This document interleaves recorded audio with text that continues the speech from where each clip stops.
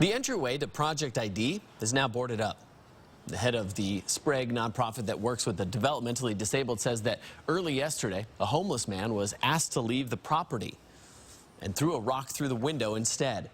Now he's worried that's just the start of his problems. Project ID is right behind the newly announced homeless shelter in the old grocery outlet at Sprague and Havana, a shelter the city of Spokane hopes will take some of the strain off the downtown homeless services and connect them with the valley.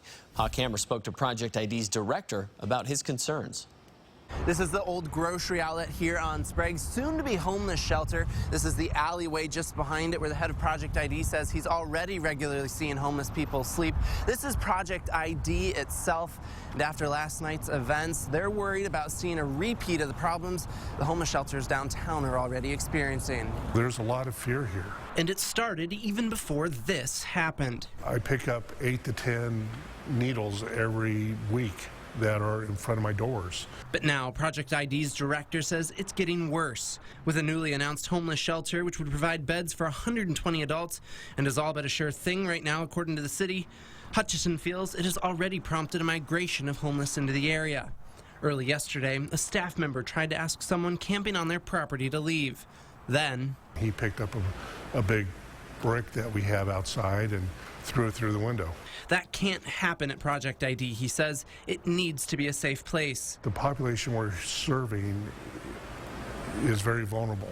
But Hutchison says while moving is on the table, he's not closing the door or his mind just yet. I look at the homeless shelter as a possible ally. He says he knows folks need help. He's on board with the shelter. We could be a great place for them to create community, because the whole thing is if we can create community, it creates a safer environment for them, a way of feeling like they belong, that there's a better chance that they will stay in permanent housing. His concern, though, the homeless that don't want help. Downtown, they've shown us where they're going to go. They're going to still stay around the shelter. So to avoid the repeat, he says the city has to do it a different way on Sprague. My feeling is it almost needs to have 24-hour security here. If we shine so much light on this area, darkness can't be here. I'm Hawk Hammer, 4 News Now.